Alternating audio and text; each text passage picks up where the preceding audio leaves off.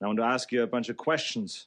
Technician A wants to diagnose a car that won't start. He wants to check for spark. What are 3 tools that he could use? He could use a coil on plug spark tester, an ignition coil tester, or if you actually want to see a live voltage graph of the spark plug firing, you could use a digital storage oscilloscope with a secondary ignition adapter. What tools have you used to check for spark? Let us know in the comments.